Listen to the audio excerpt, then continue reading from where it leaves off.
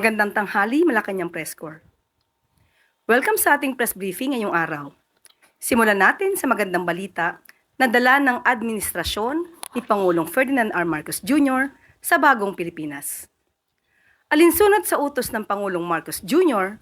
na labanan ng fake news, pinag-ikting ng Department of Information and Communications Technology at Google ang kanilang partnership para palawigin pa ang digital literacy sa bansa. Sa partnership na ito, papalakasin ng Google and AI-powered content detection, human moderation at hihigpitan ang pagpapatupad ng YouTube Community Guidelines. Ang DICT naman sa pamamagitan ng Cybercrime Investigation and Coordinating Center ay magtatayo ng Rapid Response Channel para i-flag ang mga harmful and unlawful online content para masiguro ang accountability at mabilisang aksyon pagdating sa mga online content. Panoorin po natin ito.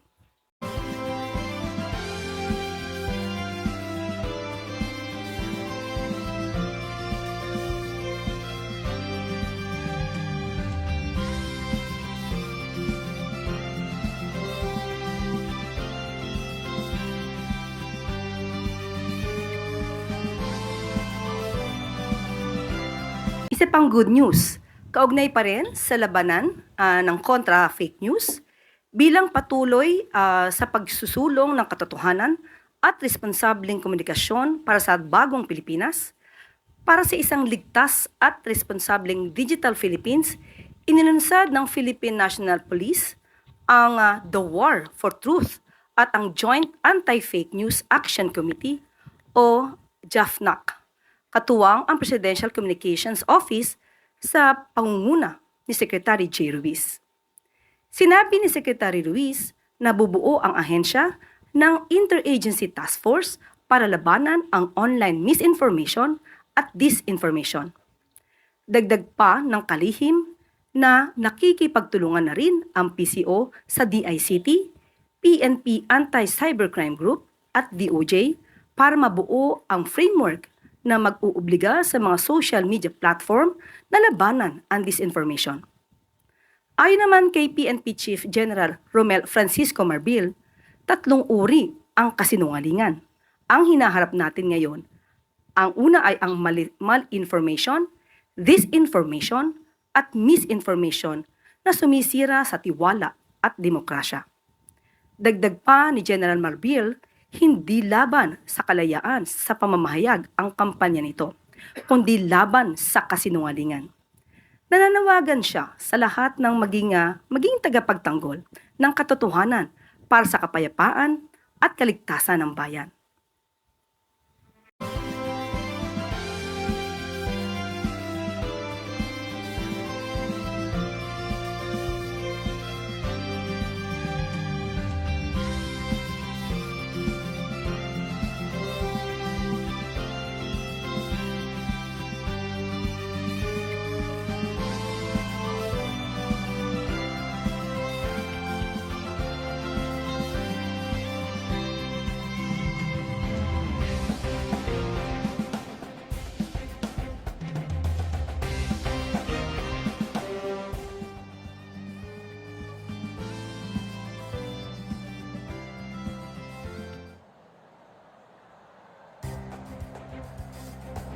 Eden Santos, Net 25.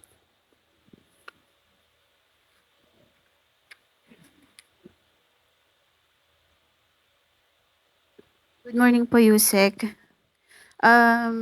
Binatikos po ni dating presidential spokesperson Attorney Harry Roque yung anyay lantarang katiwalian ng mga Marcos sa gitna po ng investigasyon ng Hong Kong sa umano'y gold-linked money laundering activities.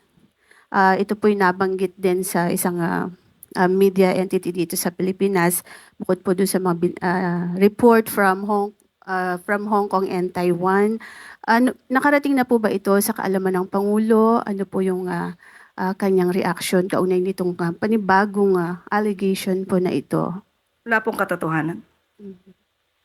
Yun lang po. So you categorically deny po ito? Walang katotohanan.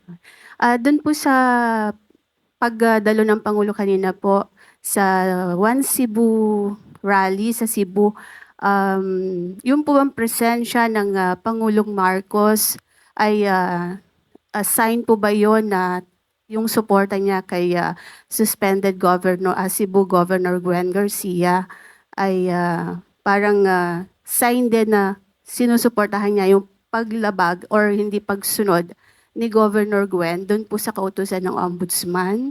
Wala po tayo nakikitang ganun. Yun na po.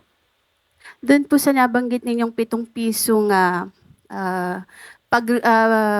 baba ng Duterte administration, pwede po ba ninyong i-clarify yon kung talagang 7 piso, gagawin 7 piso kada kilo yung bigas that time, or yung sinasabi po ng dating Pangulo na reduce o bawasan lang ng 7 piso yung presyo po ng bigas? Nasa news na po yan. Maaari po niyong i-refer po ang news patungkol po dyan. So, malinaw po na reduce po yung nabanggit, pero kayo sabi ninyo sa inyong vlog po ba yun, whatever, yung 7 piso, sabi niyo pangako 7 piso at parang sort of ganon. Pwede po ba ninawin lang natin yun para hindi naman na pagmula ng vlog? fake news? Sa vlog po ba? Nakita, napanood po sa Hindi ano? po yata yun nabanggit sa press briefing. Opo, hindi po sa press briefing. Parang you're talking na pinapakita niyo pa yung SONA something ni PRRD. Para lang po magkaroon ng sa halip Hindi na... po yun pahayag ng Pangulo. Nandito po tayo sa ating press briefing para ihayag po ang direktiba, announcements ng palasyo. Hindi po patungkol sa aking pagbablog. hindi po Maraming nabanggit ko salamat lang po. po yung vlog, Yusek, para lang po hindi Miss Eden, malito. pasensya na po, hindi po ako makakasagot ng anumang sinabi ko outside from this press briefing. Kung ano man ang aking naging opinion personal, pag-usapan natin sa labas at hindi dito po. Kasi po parang makaka-apekto rin po dun sa mga ng Pangulo na medyo iba yung Opo, nababanggit. Miss nila. Eden, kung ano po ang inyong pakay patungkol po dito, inuulit ko po, ang aking pag-vlog ay wala pong kinalaman ang palasyo, ang Pangulo at ang gobyerno. Let's Okay, move but on. thank you.